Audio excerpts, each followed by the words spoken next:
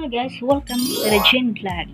Please subscribe to my channel and click the bell button para lagi kang updated sa tuwing nag-upload ako ng mga tutorial video.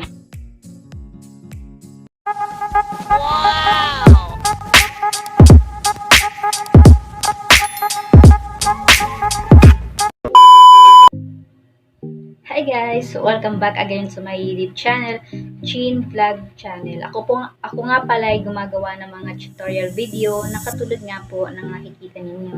So, ngayong araw na to ay meron akong panibagong tricks na ituturo sa inyo kung paano nga ba natin malalaman yung mga unsent messages, yung mga mahilig mag-delete ng mga conversation. Tapos, ang ginagawa nila is pinubura nila. So, ngayon, ikaw na makakatanggap ng message ay makikita mo yung nakalagay na unsent message. Nakatulad po nga nito. Papakita ko po sa inyo yung sinabi ko. So, ayan, yung mga katulad niyan, hindi mo mababasa. So, ngayon, na-curious ka kung ano yung mga binura nila na kaya naging unsent message. So, siyempre, kailangan din naman natin malaman kung ano yung mga pinagbubura nila. So, baka mamaya minumura na tayo or something, di ba? Hindi natin alam. So, ngayon, yan po ang ating tutorial ngayon.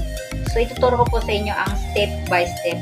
So, ang gagawin lang po natin para po natin mabasa yung mga unsent message, meron po tayong apps na i-download. Yes po. Kailangan po natin ng apps. Ito pong Play Store.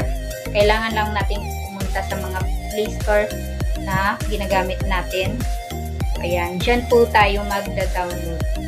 Ang i-download po natin is Notisave. So, ayan guys. Notisave po siya ang pangalan ng apps na to. Ayan. So, i-click mo lang yan.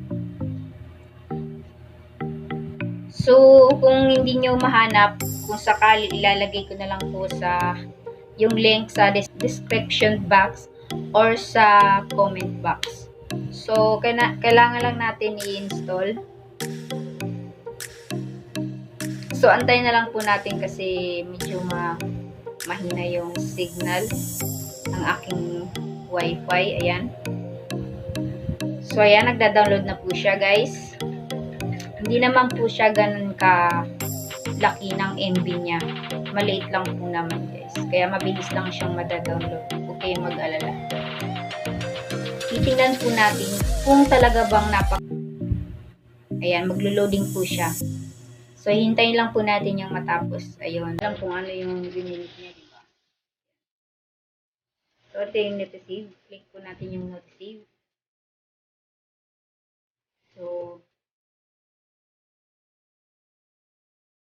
So, refresh lang po natin. Ayan.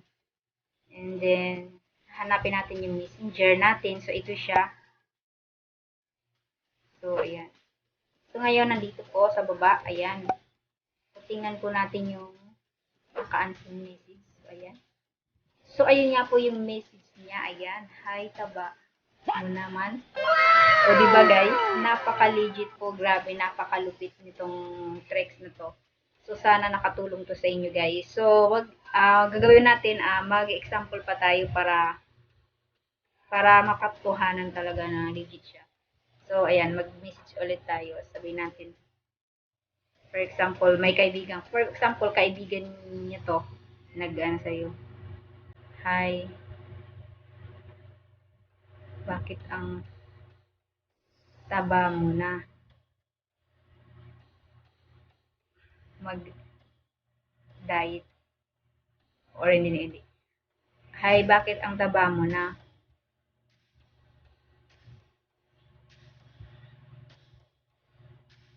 So, ayan, yun na lang. Hi, bakit ang taba? Tapos bigla na naman niyang binura. Ayan. Yan, tapos hindi na po yan. And then, punta naman tayo dun sa ating messenger. Kunwari, nag-chat na naman yung friends ko. So, ayan na naman. Hindi na naman natin mabasa. Ano ba yun? Siya laging nag-unsend message. So, na naman, na-curious tayo. So, pupunta tayo dito sa Notisave. Ayan. Click lang ulit natin. And then, refresh lang po natin. So, tingnan natin dito ulit sa ating messenger ito. Sa messenger lang naman kasi tayo. So, click natin yan. Hanapin natin.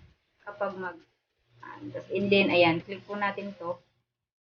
So, ayan guys. Kung napansin nyo yung unsent message, hindi nyo nga mabasa doon. So, ngayon, dito sa notices, nababasa po siya. Ayun.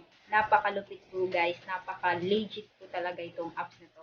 So, sana nakatulong ako sa inyo guys. Hanggang dito na lang yung aking tutorial, tricks, tips. Sana nakatulong sa inyo guys ha. Kung bago ka pa lang sa aking channel, huwag niyo nang kalimutan mag-like, subscribe, and pakihit na rin yung notification bell para lagi kang updated sa mga new tutorial video na aking ina-upload. So guys, good luck sa inyo ha. Wait nga pala guys, nakalimutan kong sabihin na kailangan yung